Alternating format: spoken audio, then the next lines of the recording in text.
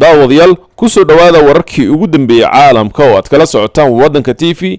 wafdigii Somaliland ee maalmihii u dambeeyay ku sugnaa magaalada Nairobi ee dalka Kenya ayaa maanta dib ugu soo laabtay magaalada Hargeysa. wafdigan soo laabtay ayaa waxa ay ka koobnaayeen labada xisbi ee Kulmi iyo Ciid oo ay kala hogaaminayeen wasiir Maxamed Kaahin iyo Engineer Faisal Cali Waraabe, kuwaas oo intii ay ku sugnaayeen Nairobi ku yeeshay kulamo kala duwan.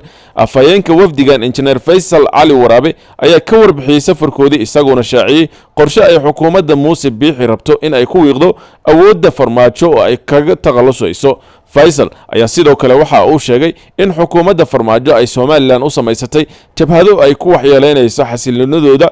isagoo arrimahaasi ka hadlayana wuxuu yiri cadowgaaga cadowgiisa waa saaxiibka. farmaajo inaga jabhado ayuu noo samaystay, annagu si ilbaxnimo leh ayaa mucaaradkooda ayaanu ula sheekaysanaa, annaguna mucaarad baanu nahay, mucaaradkooda u yeeranaa, waxbaana baraynaa, sida loogu taqalusi lahaa ayaan ka shaqaynaynaa haddaanu nahay Ucid. wuxuuna intaasi ku sii daray wadani waa cirro, weli cirro meel lagu soo taswiiray ma aragteen, kii oo farmaajo la kulmay. annagu farmaajo waa la kulannay, aniga iyo Cali Khaliif wadanka TV ayaanu u warannay, bal 10 jeer buu farmaajo la kulmay. bal mar qura ha sheego wafdigan ayaa intii ay ku sugnaayeen magaalada Nairobi waxa ay la kulmeen safiirada dalalka Somaliland ka taageera arrimaha doorashooyinka, iyagoona kala kulmay wajika. sidoo kale waxa ay kulan aan hore loo shaacin la qaateen siyaasi Cabdiraxmaan Cabdishakuur Warsame oo isaguna ku sugnaa magaalada Nairobi, kuwaas oo ka wada hadlay arrimo badan oo ay ka mid yihiin caqabadaha xilligan hortaagan wada hadallada Soomaaliya iyo Somaliland oo aan weli dib u furmin muddo ka badan 2 sano.